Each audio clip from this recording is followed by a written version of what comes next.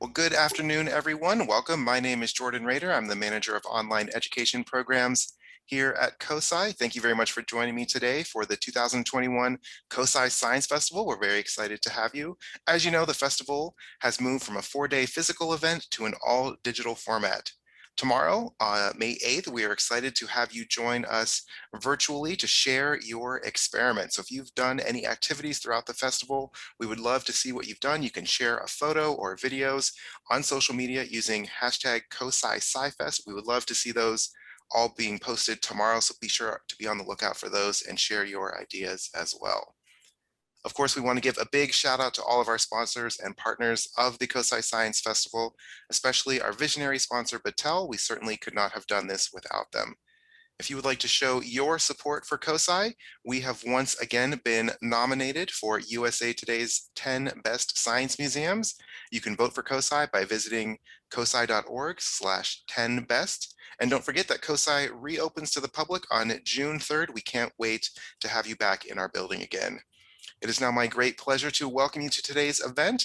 It is a STEM career panel with Ohio State. We encourage you to ask questions throughout the program today. We will save those questions and we will answer them during the question and answer portion at the end of our program today. So again, to any of our viewers on Zoom, you can use the chat to enter those questions. And again, our viewers on Facebook, if you comment your questions, we can read those for you as well. I'd now like to turn the program over to our moderator, Gail. Gail Hogan, welcome, and thank you for joining us today. And thank you. And hello, everyone. I am proud to be here today as part of COSI's big Science Day event. So we welcome all of you. Thank you for joining us for today's panel discussion. And we're going to be talking about a wide range of STEM careers out there and how and when people work in the STEM field knew they wanted to work in the STEM field. We've assembled an impressive group of professionals who work or have worked at Ohio State. Our panel includes a doctor, nurse, researcher, exercise physiologist, technician, and they will share information about their career path, the people who helped them, maybe inspired them, and what they have learned along the way. So let me introduce you to our panelists this afternoon. We'll start with Dr. Darrell Gray. Dr. Gray, I want to give a little wave there. He is an associate professor of medicine in the Division of Gastroenterology, Hepatology, and Nutrition at the Ohio State University Wexner Medical Center. He also works to reduce health disparities among diverse populations and was a leader at Ohio State to lead the medical center's equity response to COVID-19. Welcome. Kara Harris. Hello, Kara. She is a nurse practitioner and certified diabetes care and education specialist. She works at Ohio State East Hospital, managing patients with diabetes, guiding them through their care. Next, we have Dr. Sophia Tolliver. Dr. Tolliver is a family medicine physician in the Department of Family Medicine at the Ohio State University Wexner Medical Center. She's a Buckeye through and through, having graduated with 4 degrees from the Ohio State University, and is passionate about health communications and health prevention. Welcome, Dr. Tolliver. Next, we have Damaris Murphy, and Damaris is a certified trainer with a bachelor's degree in exercise science. Damaris has been a health coach at several large corporations in Columbus and worked at Ohio State's Rehab Center. He just moved to Arizona recently, where he's continuing his education. And finally, Dr. Samick Chowdhury. Dr. Chowdhury is a graduate of the Ohio State University and associate professor of medical oncology at the OSU James Cancer Hospital. He leads a multifaceted cancer medicine team combining expertise in genomics, computer science, novel diagnostics, biology, and clinical trials. Thank you, Dr. Chowdhury, and thank you all for being here today. And let me begin, and I will start with who I'm introducing first, Dr. Gray. When did you know that you wanted to pursue a career in the STEM field? For me, it started very early. I was fortunate to have my dad practice medicine. And I remember as a young child at that time being able to go into the office with him, also being able to go on the wards with him.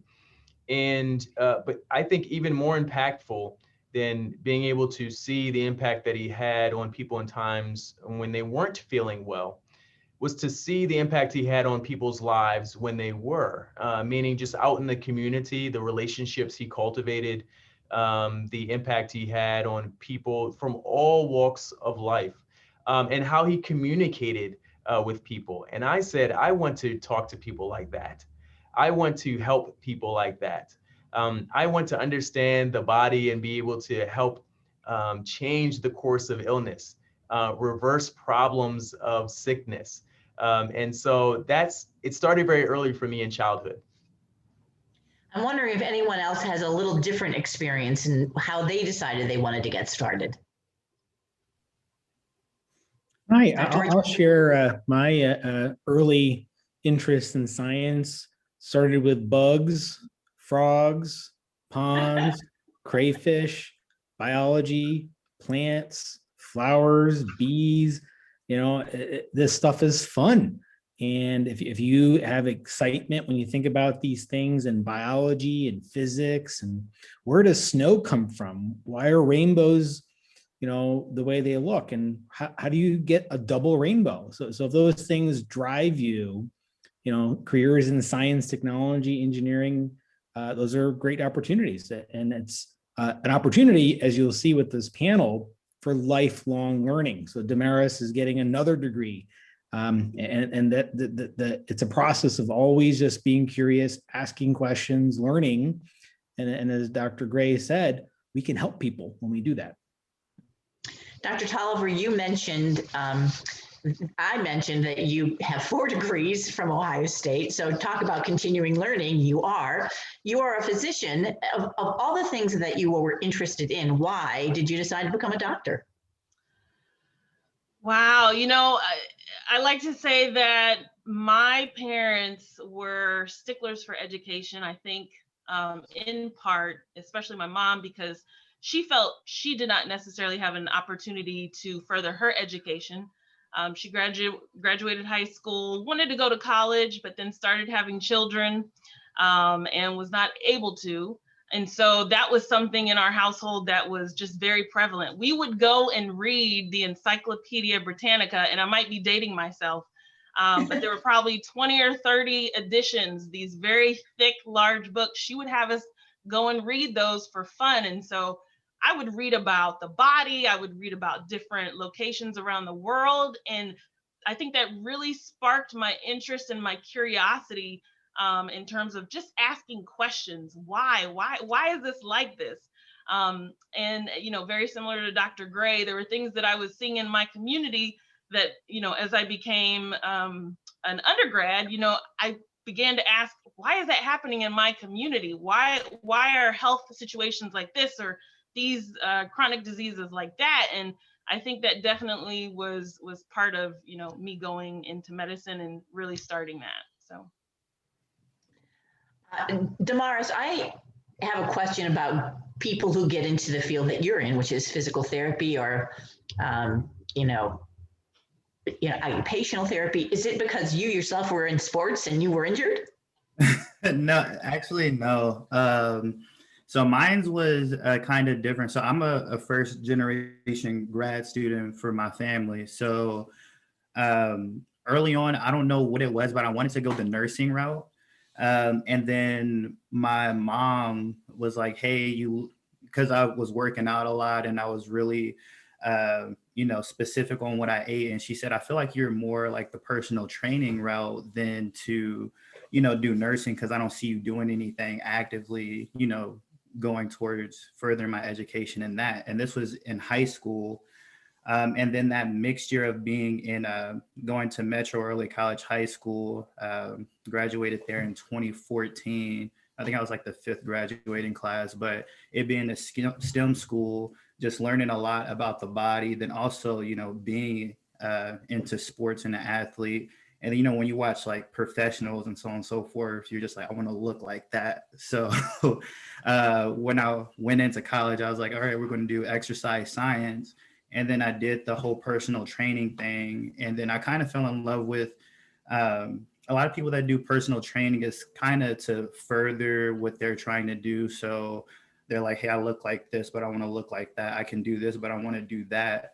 But what took me to rehab was these are people that like need your help. So in the department I was in, I'm working with people who suffer from stroke, spinal cord injuries, and brain injuries. And I just kind of got wrapped into all of that.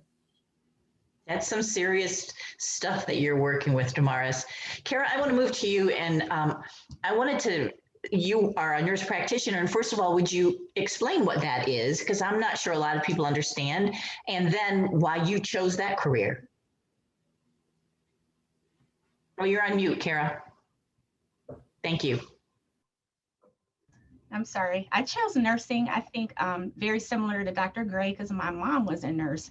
And I guess I didn't really realize the impact it was having on me growing up, but I noticed the work ethic she had was really good.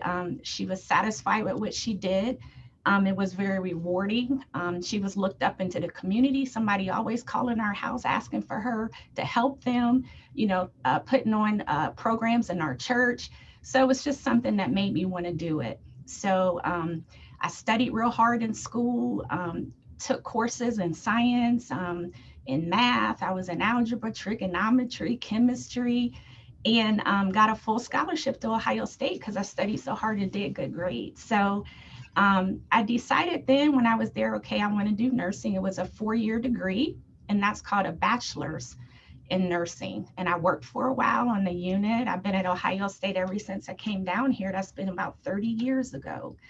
And I said, wow, I really like this, but I want to do more. So I went back. So the next level when you go back to school is called a master's degree. And at Ohio State, when you get your master's in nursing, they pair it with a nurse practitioner degree. So that's an advanced degree in nursing. It lets you do a little bit more, where you can treat and diagnose acute common conditions. We work closely with our medical team, closely with doctors. We can do a little bit more. We can prescribe. We do a lot with health, education, promotion, prevention, and work closely with patients that way. So it lets you do a little bit more as a nurse practitioner. I did that for a while. I said, wow, I really like this, but I want to do more. I had that curiosity of learning. And I said to myself, well, what's the top thing I can do in nursing? And in nursing, that's called a doctorate degree. So I said, I want to go back and do that. So I went back to school. That was another 2 or 3 years, and I got my doctorate in nursing. So it's not a medical doctor like the other doctors on our panel. But if you're in a field and you want to get the top level of practice in your field, that's also called a doctorate. So that's a doctorate in nursing. You could have a doctorate in education. You could have a doctorate in pharmacy. You could have a doctorate in physical therapy. So whatever it is you want to do, find your passion. And I like in nursing that there's variety in it and there's ability to advance in it. That's a great explanation, Kara. Thank you. The thing that I am getting from all of you is, one, you are all very passionate about what you do. You're curious people. You knew that you had to go to school and keep learning and learning to get to where you wanted to go. And I also noticed that you all gave credit to your parents. And I'm sure that they were very important to all of you. But what other mentors? Dr. Rochowdhury, who else do you credit with guiding you when you were young so that you sort of had a path to follow? Yeah, definitely parents, but very importantly, teachers. So teachers along the way from middle school to high school to college, even as many of us have gone on to doctoral degrees. We have teachers at all those levels who inspire, who support, who push, who listen, and are role models for what we may want to do someday. So it's really important if you're thinking about science and maybe neither of your parents went to college. And so your parents are certainly great role models for you, but I think it's important to find a mentor in the field. And if you were to reach out to anyone in science and medicine and say, you know what, I'm interested in this, no one will say no. They'll always say, sure, come visit me, come shadow me, come to this lecture, here, read this. And it's really important to find those people in your life. And I'm sure you'll come across that. But if you don't, keep asking, ask someone for help, ask someone, can you be, a mentor for me on this topic and this field? It could be astronomy, it could be biology, it could be spiders. It could be, tadpoles and frogs and on and on. If you're curious about something, go after it, and someone will guide you and be a mentor and teacher for you. But teachers along the way, my entire life, I can tell you, I stay in touch with high school teachers, advisors from college, and they're just so important to helping people grow. Anyone else want to share who their mentor was or mentors? Yeah. Yeah. So for me, it was a lot more of like so outside of my mom and dad, it was their friends. So, like Mr. Robinson and Brian Williams, who worked at Battelle, but they were just a lot of they both went to college. My mom and dad didn't, but they kind of gave me that right direction of just like how to navigate around people and your peers. So it was less about education and more how to carry yourself as a person. Dr. Gray, did you want to say something? I was just going to say, I don't think anybody on here is too old for a mentor now. You know, albeit we all probably had mentors, or sometimes you can distinguish mentors and what are called sponsors. They may be people who are kind of less on the day-to-day or month-to-month involved in your development, but more on the, hey, this opportunity came across my desk and I think you would be great for this summer program or this opportunity. And we continue, all of us, I think, lean on mentors and sponsors now, even at this level of our career. So mentors are a critical component, no matter what age or level you are. Very good point, Dr. Gray. Thank you. I've got a fun question here. All through school, you all had to do science projects. Who wants to tell me their favorite? Dr. Tolliver, you tell me. You're laughing over there. Would you build a volcano or something? So, I mean, I guess it's a little embarrassing for me, but my very first science fair project, and mind you, my parents were not science minded. So when I asked them, hey, what should I do? They were like, well, you know, whatever you want to do. So I thought to myself, it'd be interesting to see how quickly mold grew on bread if you left it in the fridge versus if you left it out just on the countertop. And I was convinced that if I left it out, it would just be this beautiful, moldy green, bumpy thing that I could, you know, take into class and show everybody. But the final conclusion actually was that the bread that I left out on the counter just went dry and stale, and there was no mold on it. And the bread that was in the refrigerator became moldy. So it was a little confusing for me. I don't know. I can't remember what the final conclusion or what sort of project I actually ended up bringing into class. But I remember it was mold and bread, and that was my first thought process and curiosity as a science project. Thank you for sharing. Anyone else? In high school at Metro, I think it was my freshman year, we had a pretty cool project. It was a mixture of like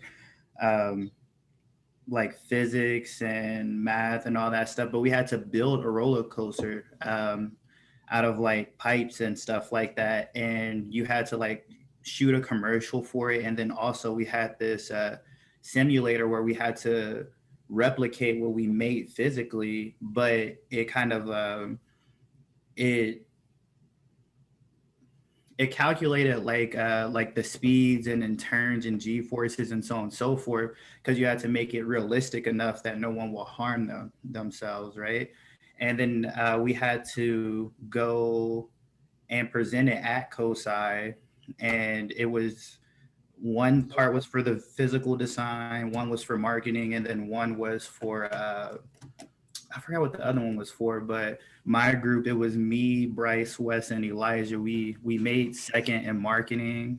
I think we finished third in our physical build. And I think it was the third part was the simulation. And I think we were like honorable mention, like fourth or something like that. But that part, it was fun. But doing the whole simulator thing and getting all the numbers exactly correct, that lets me know physics wasn't for me or engineering at that. So Well, speaking of things like that, Kara, would you have advice for young people if they're interested in a STEM career? What kind of hobbies they might look into? Not necessarily school related, but what could relate and maybe help them to figure out what part of science or math or engineering would I be interested in? Oh, I'm going to unmute you again. Yeah, I think it's important to try and figure out what it is that interests you, what it is that grabs your attention. And you want to pick something that I know, I have two boys, they're 12 and 14, so they're in 6th and 8th grade. And what is it that you guys in middle school do? They're playing, I think it's Fortnite and Minecraft and 2K and Madden and in their phone, but just trying to get them to zoom out a little bit, look around you and say, what is it that you really want to do? What are you really passionate about? Because a lot of times they always go to money. Well, how much does that make, Mom? And how much is that? But you want to try and pick something that you feel like you'll really want to get up in the morning and go to, not just for the money, but that you get some satisfaction out of it. So I think that's important for you to do, and try and decide what it is that you can think about that you would want to do, and just believe in yourself that you can do anything that you want to do. You know, saying some positive things to yourself. I can be anything I want to be. I like myself. I love myself. I believe in myself. So, you know, really believing that you can be what it is that you want to be. Dr. Rochatter, you had mentioned so many different things as far as curiosity when you were a child, from bugs to astronomy. I'm curious about your hobbies or extracurricular interests that eventually led you to your career. Yeah, I don't know that any one of those, I ended up studying medicine and getting a PhD and doing cancer research. But along the way, I look back at all the things that I did as a child. I collected hundreds of spiders and brought them home and put them in the bushes at my house and watched them eat bugs. I collected tadpoles and watched them grow from tadpole to frog, and the next year, new frogs would emerge. So just, whatever curiosity you have, follow it. And, I'm sure there are lots of things that we all do in our youth, like video games and such. I did plenty of those, but I think finding things that are exciting and fun and interesting, and, astronomy was part of my youth, learning the constellations, learning Greek mythology, pairing that with things like Star Wars and Star Trek and, science fiction and reading quite a bit. I read a lot as a child, and growing up, and still today. And right now, my job is to make science fiction a cure for cancer, right? We're doing things today through research that we didn't think we could do. And we have to come up with new ways to solve problems and help people. And so that's sort of the excitement of pairing curiosity, science with medicine, with real life applications. And that's very rewarding. And at the same time, I get to indulge my curiosity, the sense of discovery, the excitement, and along the way, learning that perseverance is a big part of science.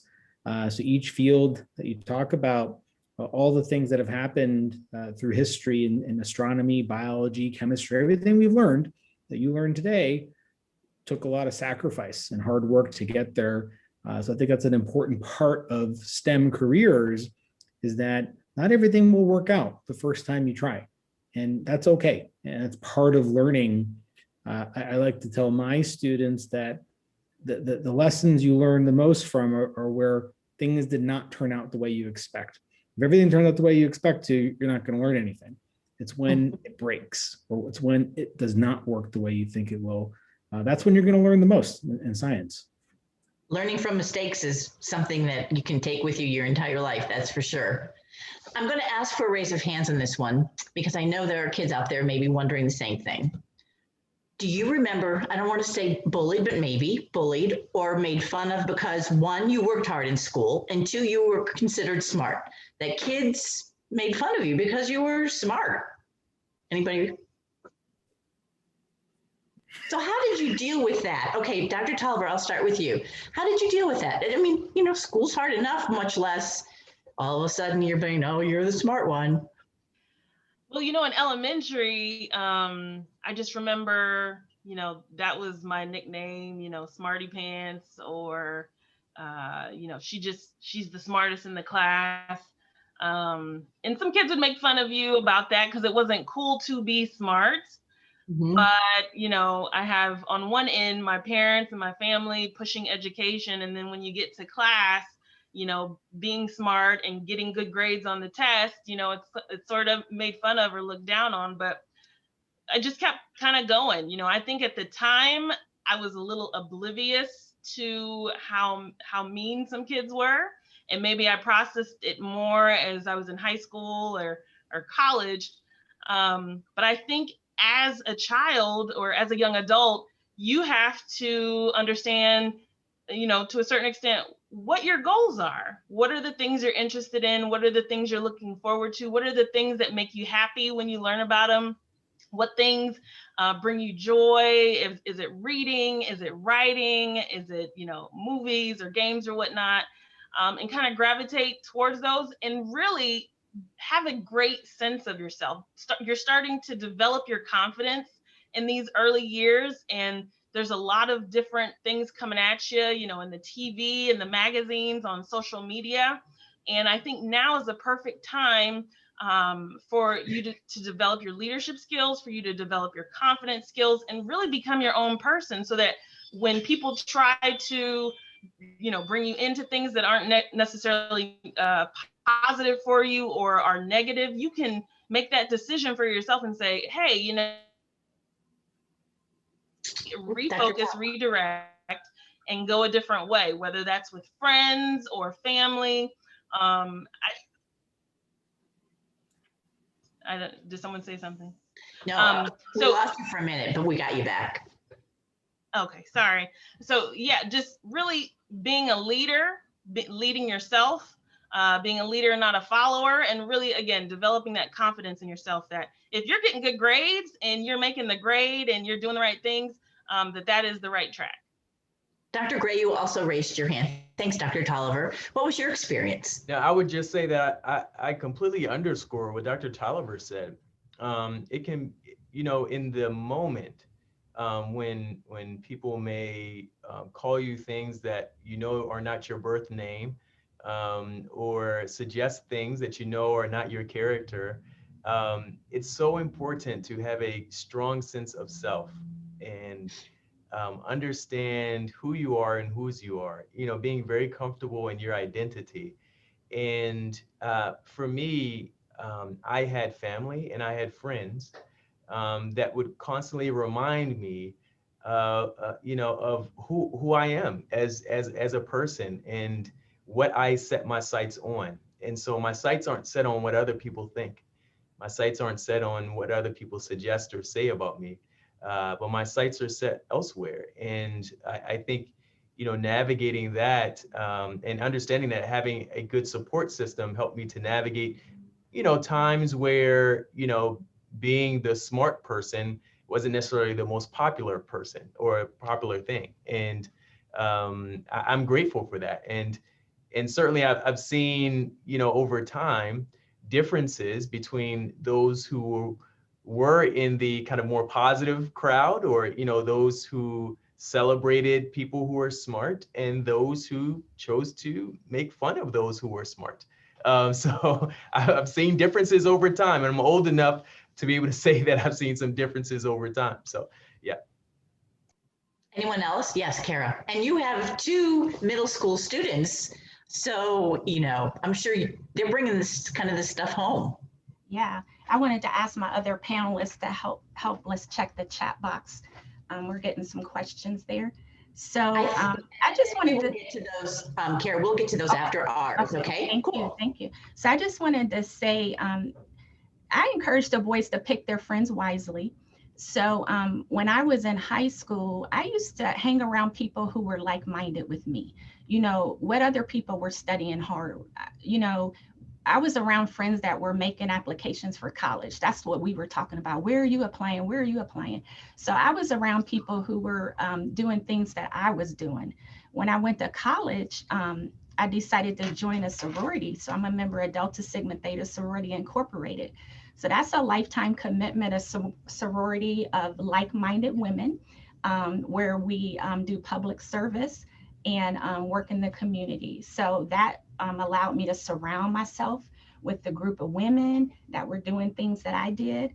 And I think that's another way, a strategy you can use to make sure you stay on track and that you're moving in the direction that you want to move.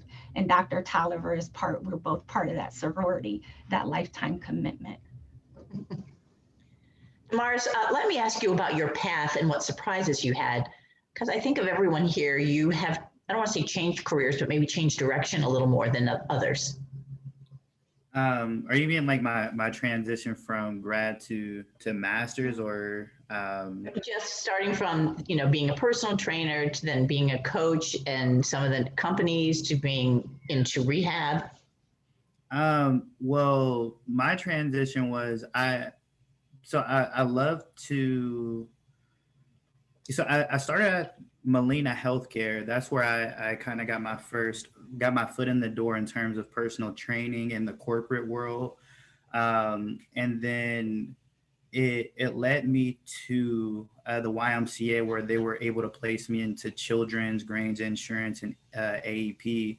And in that process, what kind of, like, I was still doing training at the YMCA, like that was my main location, but you know, also me being young and recently getting my degree, I fell a part of that money hungry side and was just like, I'm getting more money at these corporate places, so let me continue to get in there. And then that's when I started. In that process, I knew that I wasn't getting my true value since I got my undergrad degree. So that's when I started to apply for any type of position for major organizations like Ohio Health, Ohio State, Grant, all of that. And OSU hit, and then I got a tour at the outpatient rehab facility by Carol Eske, and she was showing me around, and just being in that environment, getting to talk to some of the patients there, it kind of just clicked for me. And I was just like, because I was kind of getting played out of the personal training part. I was probably just going through a burnout phase, and I needed something new. And just the type of things that you do within that organization, just in rehab, and it feels a lot more rewarding, because you know our goal is to get them as close to prior day one to their injury.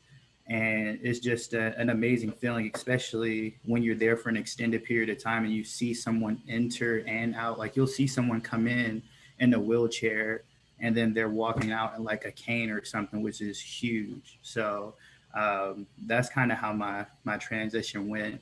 And then seeing how Carol kind of operated and managed, because she was the manager over the clinic, like the providers and us, and seeing how she handled that, it was just, I admired that. And then also speaking to Ryan Sledge, who's a health administrator at Ohio Health, early on in my college career, that's kind of what led me. It was like, okay, I want to go into healthcare management, and that's why I'm in Arizona. So, Dr. Chowdhury, what surprises along the way did you discover once you'd made up your mind where you wanted to go and what you wanted to do? What surprises did you find? It's a good question. You know, the biggest surprise that I have, and someone told me this along the way, is that if you are lucky and you get to do something you love, it won't feel like a job. And today, you know, I have a career, I have a job, I have something that pays me for what I do, but it doesn't feel like I go to work. And it's because I love the things that I get to do. You know, I get to do research, I get to take care of patients, I mentor students, we solve important problems. And you know what?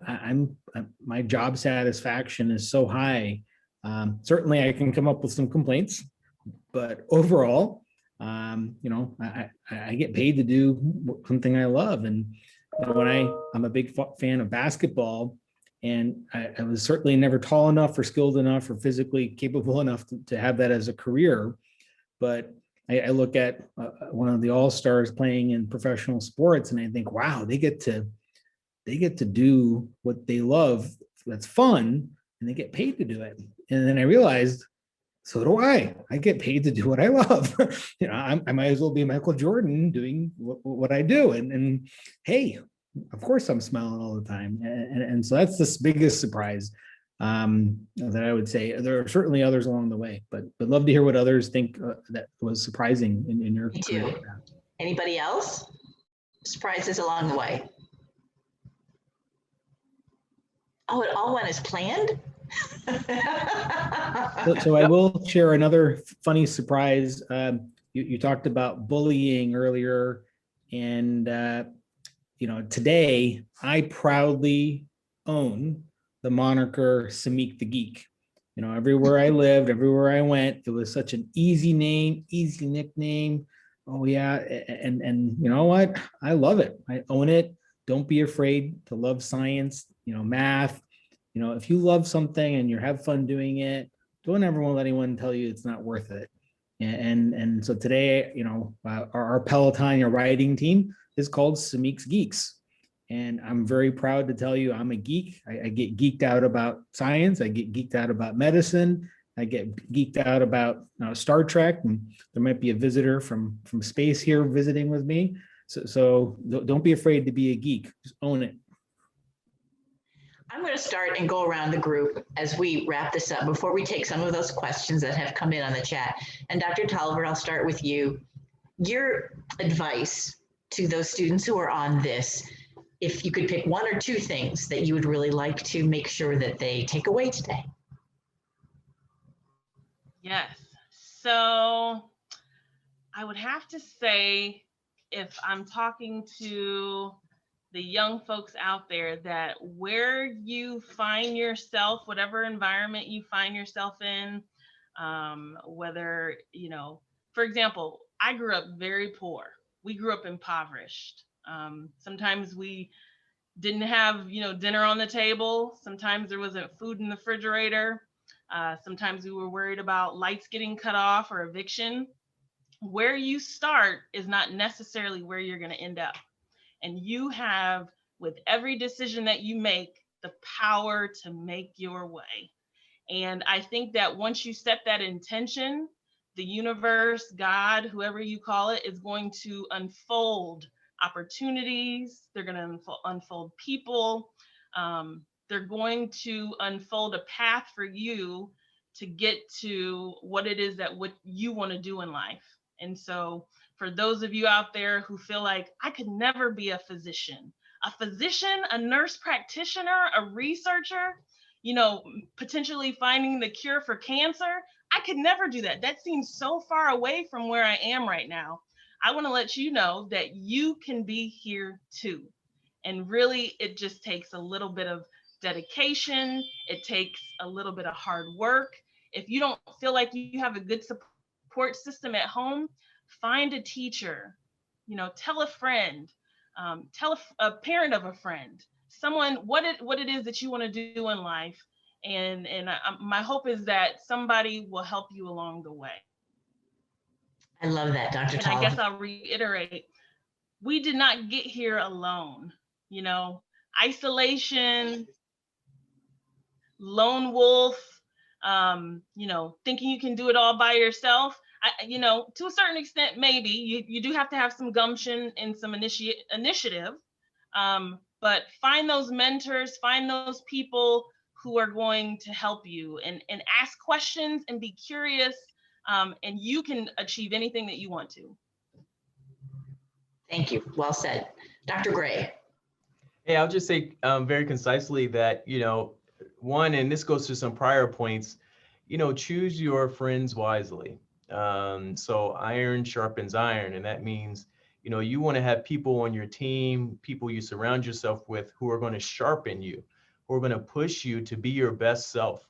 at all times, who are not just going to be people who are yes people who say, yeah, do that, or agree with you all the time. You do want some disagreement. You want people to challenge you, to push you further in your endeavors. And so that starts a lot of times with just people, your friends, your friend crew, your squad, whatever you choose to call those people that you're around. And, you know, just make a vision for yourself and keep that vision in front of you. Sometimes, you know, it's been said, if you can't see it, you can't be it. So, you know, you may, whether it's something that you write down and post on a board or a sheet of paper in your room that you put a piece of scotch tape to the wall, you know, have a vision, keep looking at it, reflect on it, see what you're doing and try to achieve and move forward to that, towards that vision. And it's okay to pivot at times. You may take a different course, but continue to keep your vision in front of you, and that'll help push you towards it. Thank you, Dr. Gray. And Kara, or Dr. Harris, now that I should call you Dr. Harris, now that I know I have a doctorate. Yeah, I would say ditto. I agree with all of everything that my colleagues have mentioned. One thing though, I think, I hope you guys take a strong interest in the healthcare professions though, is that the variety that it brings and where you can work and what you can do. So in nursing as well as medicine, you know, you see us everywhere. There's school nurses, we're in the hospital, we're in outpatient clinics. When you go see, you know, your doctor in the clinic, we're in operating rooms, we're in, you know, just everywhere. And hospitals are open 24 hours. So you can work day shift, you can work night shift, you can work on the holidays. So that's one of the things I really love about nursing and about healthcare is the variety. You don't have to get bored. If you're unhappy, you can move to somewhere different. And also the opportunity for advancement where you can change and you can move and you can do different things. So definitely not an area where you would have to be unhappy. You know, you could change and keep a lot of variety in your options. Thank you very much. Damaris, your thoughts, final thoughts, suggestions, advice.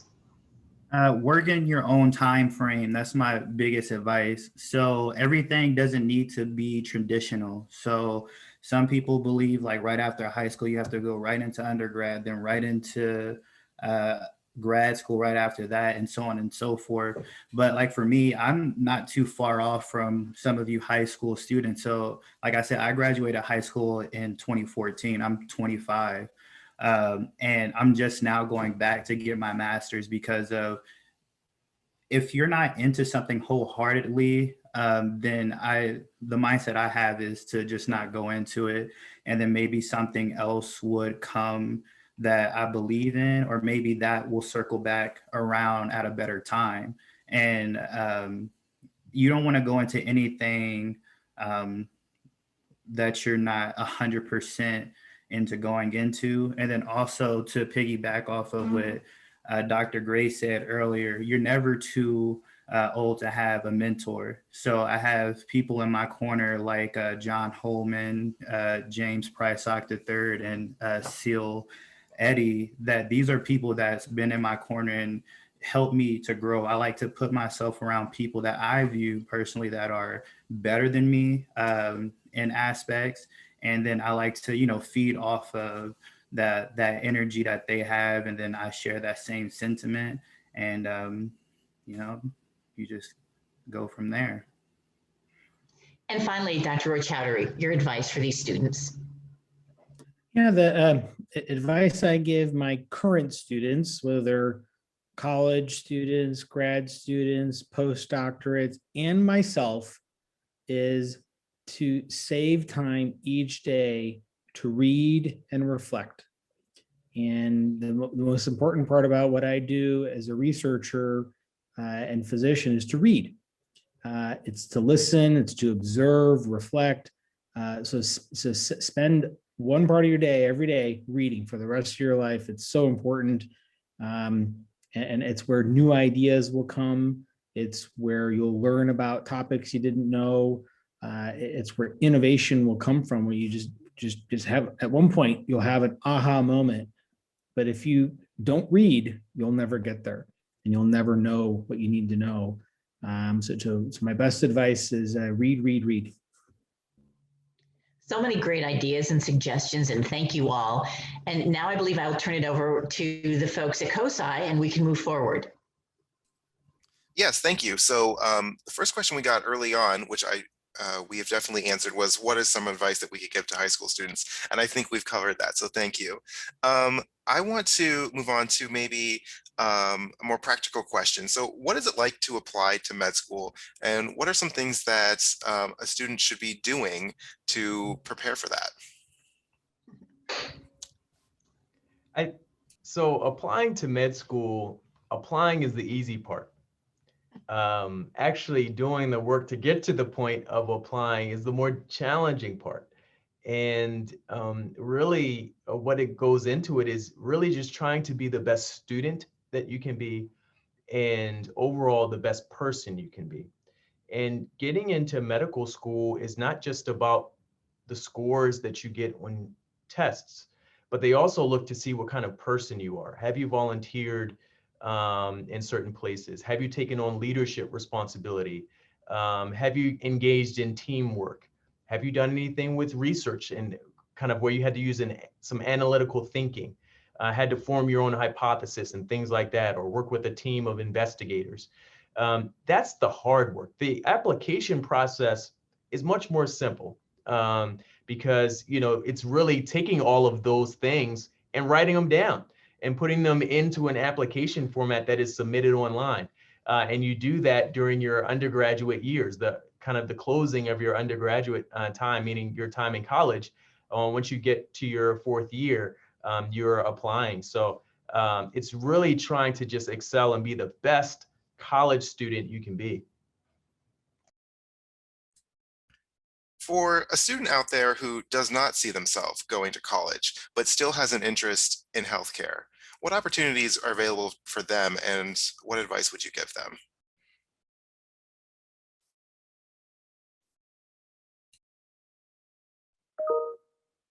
I think there's many ways to be involved in healthcare.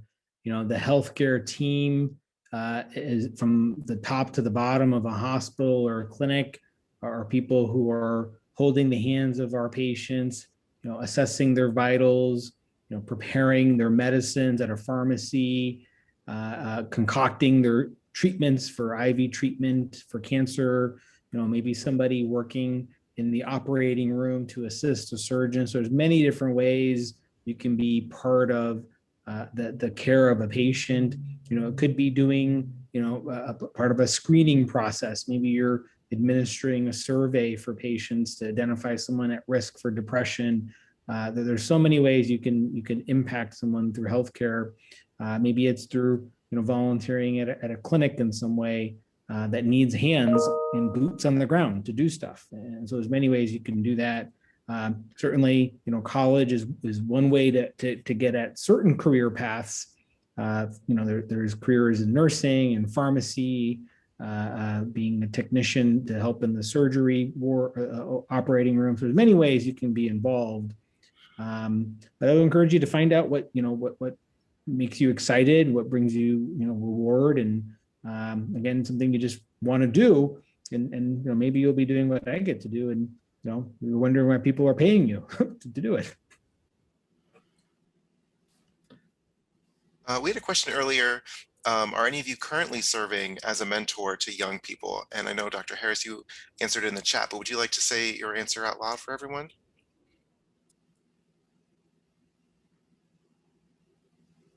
You're muted.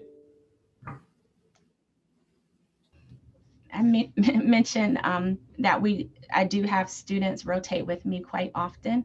Part of it sometimes is part of their training, part of that what they're required from the college, but sometimes they're just curious and want to spend some time and rotate. So we do that, and also mentoring a student that just started at Ohio State, a freshman, their first year, not sure if they want to do something in healthcare. So just kind of connecting with her, helping her kind of navigate and think through where she feels she might best fit. Thank you. Anyone else? Yeah, at OSU, I was responsible for overlooking 12 students, a mixture of undergrad and grad students, basically prepping them for what we do there. But of course, at times it just goes beyond that. So I mentor a handful of students from OSU still, and we still stay in contact since my move. Thank you. Earlier, I think it was Damaris mentioned that was able to get a foot in the door. What are some ways that students can get a foot in the door? What would you suggest to them?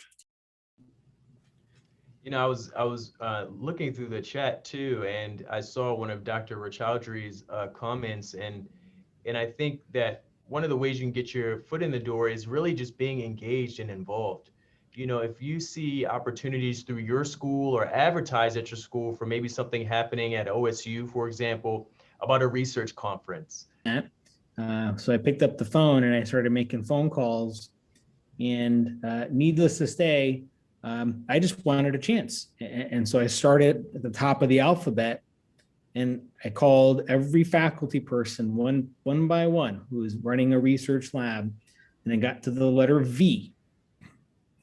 And thanks to that person, that professor, for taking me on, and then spent the next 3 summers, 3 years doing fruit fly research, and then helped inspire me on my career path to go to medical school, get a PhD, and do the cancer research I do today. But I had to start with the letter A, and I got to the letter V. It didn't really, and not to diminish which research lab I chose or anything like that. I just wanted a chance, and I didn't know what research was yet. And so just because the first person says no, or doesn't answer the phone, or doesn't respond to your email, keep asking and keep trying. There must have been 20 people in that department of genetics that I called before I got to the one that said yes. And fortunately, you can write emails instead of making phone calls. Dr. Tolliver, did you have something to add? I was just gonna say something pretty similar. We did have internet when I was in undergrad, and whatever you're interested in, try to go to that department's website, look up all the faculty, see what kind of research people are doing, see if something piques your interest, and send them an email. The least they can say is no, and then you move on to the next person, or just email everybody and see who jumps out at you. So.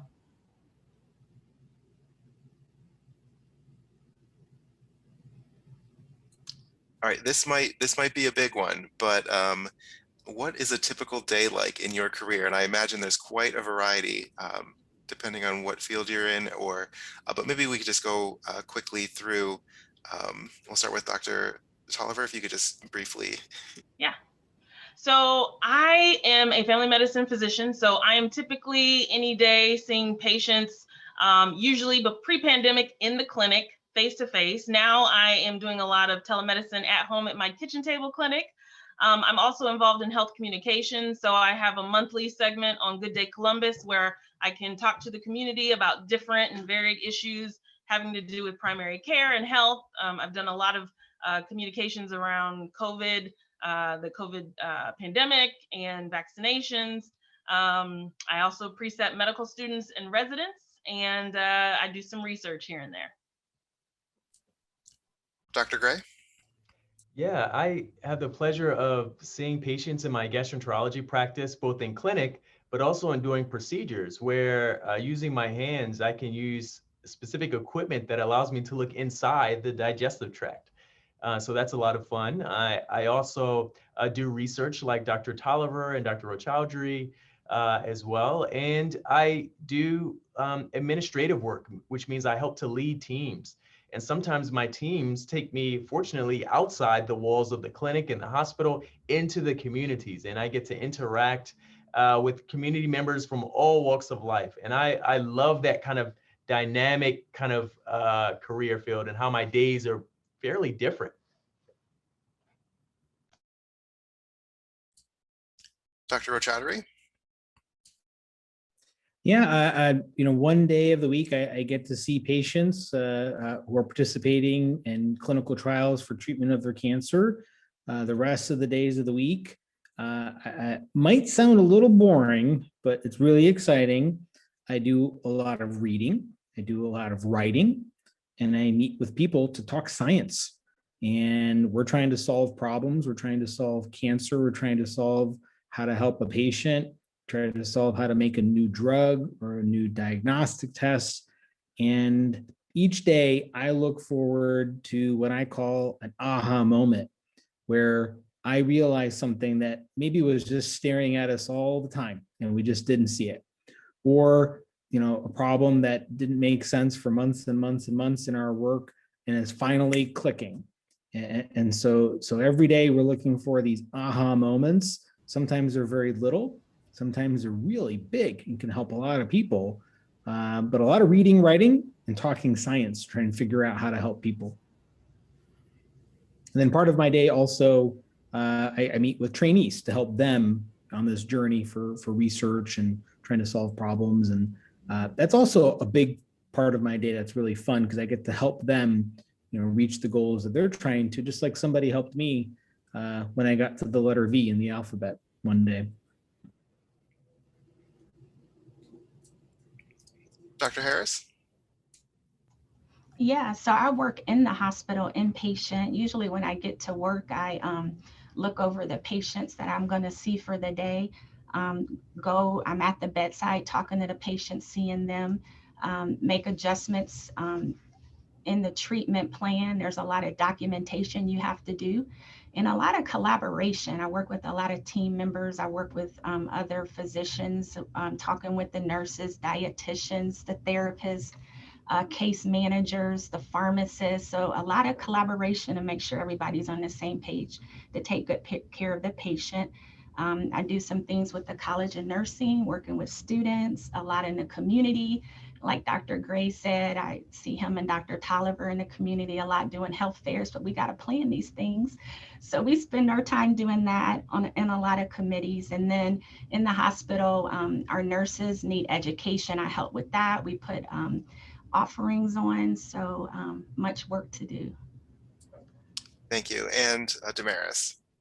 I did a lot. I'd done everything from I will order supplies and stuff for our clinic.